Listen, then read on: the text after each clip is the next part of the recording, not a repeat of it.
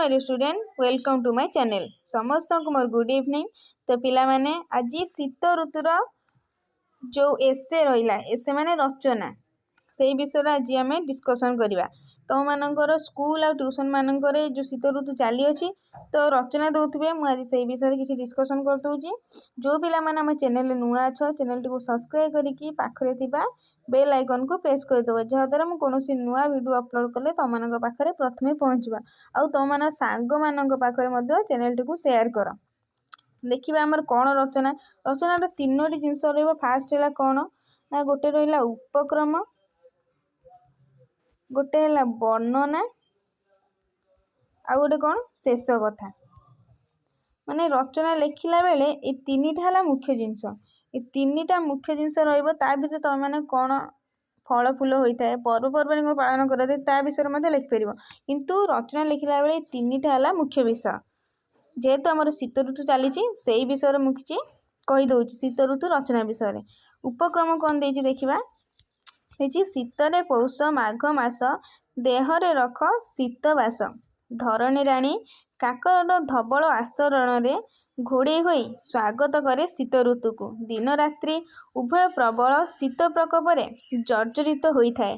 कार्तिक मार्गशीर मासर हाल्का हाल्का थंडा पौष माघ मासरे बहु गुणित हो जाए। तापर देखा शीतरे प्रकृति माने आम चतुर्पार्श्व कौन ना शीत ऋतु रे काकर आस्तरण जेते सुंदर लगिले मध्य उत्तर दिगरु प्रवाहित हेमाला पवन सबको फिका कर दिए। दिन छोट को राति बड़ हो जाए। यही ऋतु रे हाड़भंगा शीतर प्रकोप धनी श्रेणी लोकों कंबल रेजेरे फिका पड़ जाए। सत किंतु गरीब लोकटीर जीवन बंचिबा कष्टसाध्य हो पड़े। रास्ता कड़े लोके काठी कुटा जाली निआरे सेकी हुअंती। रात्रिर प्रबल थंडा सबुआडे सुनसान कर दिए। यही ऋतु रे मुख्य सौंदर्य है यही ऋतु रे फुटुथुबा विभिन्न सुंदर फूल एथि सहित नाना जातिर परिबा मध्य होइथाय।